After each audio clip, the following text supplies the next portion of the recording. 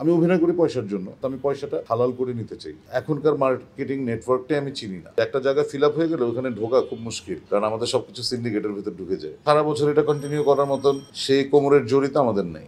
বাবার চরিত্র যে একটি চরিত্র এবং বাবার চরিত্রের যে একটি অনন্য মাত্রা থাকে, অন্যরকম মাত্রা থাকে, সেটা আমাদের আগে হায়াত ভাই, তারপরে ডক্টর এনামুল হক স্যার, তাদেরও সিনিয়র গোলাম মোস্তফা ভাই, মানে এনারা তো আসলে তাদের দীর্ঘ অভিনয় জীবনে এটা দেখিয়ে দিয়েছে যে বাবা কত রকমের, কত সুন্দর হইতে পারে। আমরা হয়তো তার ধারে কাছেও যাইনি। সো এটার কৃতিত্ব আমার না।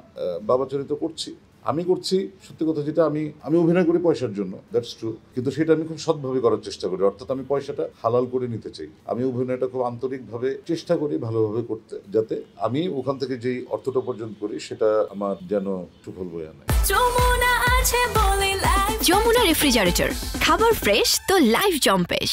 আসলে একজন নির্মাতা তো সবসময় চায় যে সে নির্মাণ করবে। তো আমি 2015 সালে নির্মাণ কাজ বন্ধ করেছি, স্থগিত করেছি প্রায় 10 বছর। 10 বছরের মধ্যে আমি 10,000 বার চিন্তা করেছি কাজ করব, এবং আমি অনেক স্ক্রিপ্ট রেডি করেছি, ফিল্মের স্ক্রিপ্ট রেডি করেছি, নাটকের স্ক্রিপ্ট রেডি করেছি।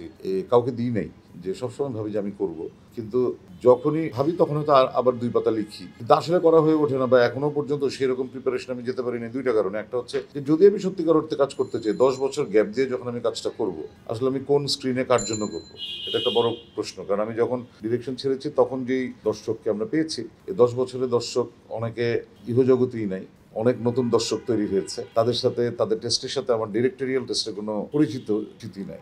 1, 2 হচ্ছে আমি কোন স্ক্রিনে করবো। আমি কি মোবাইলে দেখার জন্য করব 10 বছর বিরতি দেওয়ার পর, নাকি সেই টেলিভিশন যেখান থেকে আমি অফ করেছিলাম সেই টেলিভিশনের জন্য করব, না ফিল্ম করব?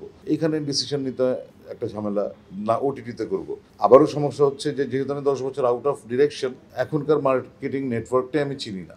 কার কাছে গেলে কোথায় কি কাজ করা যাবে এটা আমি জানি না। এটা হয়তো আমি জেনে নিতে পারবো, কিন্তু একটা জায়গায় ফিল আপ হয়ে গেলে ওখানে ঢোকা খুব মুশকিল, কারণ আমাদের সবকিছু সিন্ডিকেটের ভিতর ঢুকে যায়। যেমন আমাদের ওটিটি একটা সিন্ডিকেট নিয়ন্ত্রণ করতেছে, বা একাধিক সিন্ডিকেট, তো এখানে চাইলে আমি ঢুকতে পারবো না। তো সবকিছু চিন্তা করে দেখি যে আমি একটা ক্রিয়েটিভ কাজ করব, নির্মাণ করব, এটার জন্য আমি আমার মেধা খরচ করব সবার আগে, তারপর তো অন্যান্য সবকিছু যাবে, সময়, টাকা, সবকিছু। কিন্তু ইন রিটার্ন আমি কি পাবো? ওই সেই তাচ্ছিল্য মানুষের, এবং আবারও দেখা যাবে আমি পথে বসে যাব, যেটা আমার 10 বছর আগে হয়েছিল। তো এইসব চিন্তা যখন আমার মাথায় কাজ করে, তখন চিন্তা করি যে না থাক, সেফ জার্নিতেই থাকি, অভিনয় করি।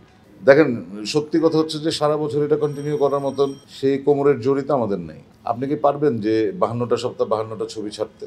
আমরা এখন সারা বছরে 5টা ছবি ছাড়ি, সেটা নিয়ে আবার এক পক্ষ আরেক পক্ষকে এমনভাবে নাজেহাল করে, এমন নেগেটিভ প্রপাগান্ডা করে, যেটার কারণে আমরা দেখি যে নিশোর মতন একটা বাচ্চা ছেলে সাকিবের মতন একজন সিনিয়র আর্টিস্টকে অপমান করে, অপমানজনক কথা বলে। তো 5টার জায়গায় কাটায় উঠতে পারতেছেন, আপনি সারা বছর কিভাবে করবেন? আর এই জন্যই ঈদটাকে টার্গেট করে, এই জন্য যে ঈদে ব্যবসাটা একটু বেশি হয় অন্যান্য সময়ের চেয়ে।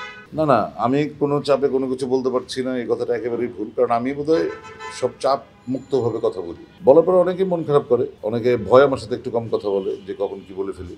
বাট আমি যেটা বলি এটা আমার একদম জাস্ট, আমি আসলে 1 সেকেন্ড আগেও ভাবি না, আমার তাৎক্ষণিকভাবে যেটা মনে হয় এটা বলি। হয়তো আমার বলার মধ্যে শোভনীয় বিষয়টা কম থাকে, আসলে একটু খেপার টাইপের কথাবার্তা হয়ে যায়, কিন্তু এগুলি আমার মনের কথা। আমি আমার বিশ্বাস থেকে বলি, এবং আমার কথাবার্তার সব দায় দায়িত্ব আমার নিজের। নাট্যাঙ্গনের আক্ষেপ করে লাভ নেই, আক্ষেপ নাই।